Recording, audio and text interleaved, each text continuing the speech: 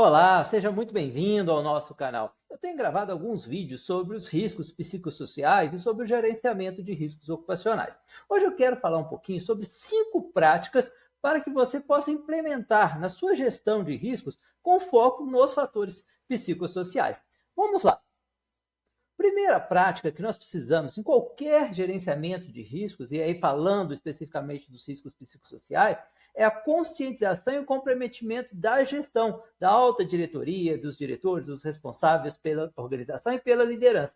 É fundamental que toda essa gestão, as pessoas envolvidas na gestão, compreendam a importância dos riscos psicossociais, ou seja, da gestão desses riscos, também saber o que eles são e que danos eles possam causar. E a partir disso, que essas pessoas se comprometam a atuar nesse processo. E é importante que esse tema ele seja levado para a alta diretoria, para a liderança, em reuniões, congressos, workshops, bate-papos, entre outros, de forma que eles possam realmente entender e se engajar nesse processo de gestão.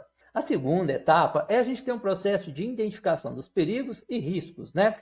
Quais são as fontes dos nossos riscos psicossociais dentro da minha organização? Em que setores eles podem existir? Que tipo de risco a gente pode existir? Será que a gente tem questões de assédio? Será que a gente tem, todos os trabalhadores têm autonomia para executar suas atividades dentro das regras do jogo? Será que o ambiente é seguro e saudável? Todos os ambientes estão em boas condições? Será que todas as condições ergonômicas são atendidas em todos os locais? Então, eu preciso fazer aqui um processo de identificação.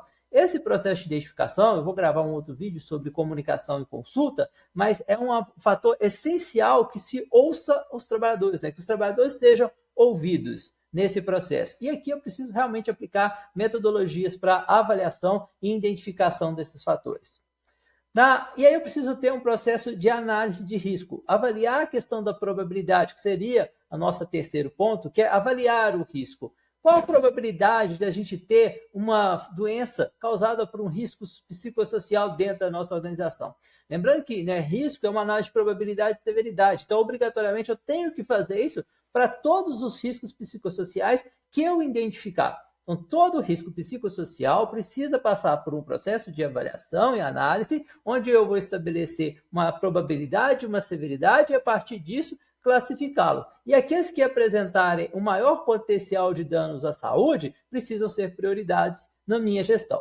O terceiro, na verdade o quarto, aqui está com a digitação, o quarto seria a implementação de medidas de controle. Bom, eu já conscientizei a alta direção, já tenho uma ciência, já levantei quais são os riscos psicossociais e suas fontes e quais os locais que eles estão presentes. Eu já fiz uma análise, uma avaliação detalhada. Eu sei o quão grave eles são, qual a sua probabilidade, qual a sua severidade. Já sei quais são mais presentes e de maior potencial. E agora eu tenho que implementar medidas de controle de resposta a esses riscos.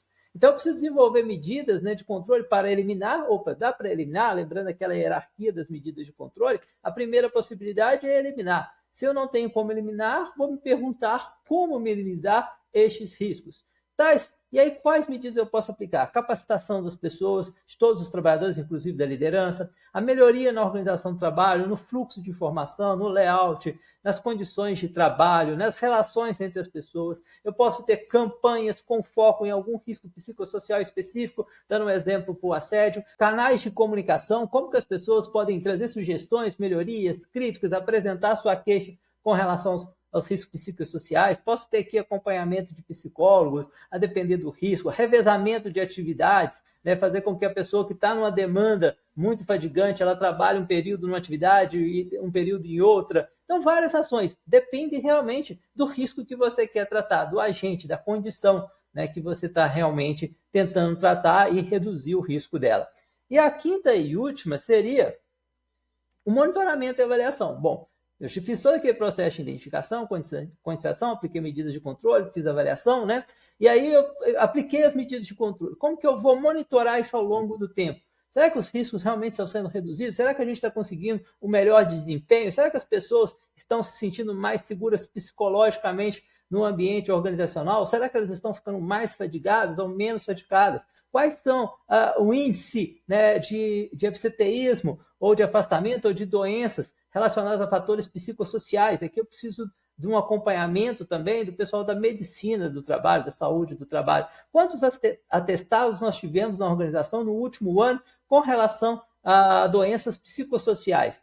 Esse número está aumentando ou está diminuindo ao longo do ano? Será que esses fatores, essas pessoas que estão adoecendo, são todas de um setor ou cada uma é de um setor diferente? Esses dados podem trazer ações para a gente de monitoramento e avaliação. E é claro, consultar os trabalhadores. Trabalhador, qual que é a sua percepção do ambiente no último ano? Melhorou? Piorou? Qual é a sua avaliação? Lembrando que o gerenciamento de riscos realmente é um processo contínuo, então a gente não vai conseguir colocar todas as ações e práticas de imediato, mas é preciso que seja estruturado ao longo do tempo. Bom, espero que essas 5 práticas ajudem você já a ter uma ideia de por onde começar, né, a sua gestão com foco nos riscos psicossociais.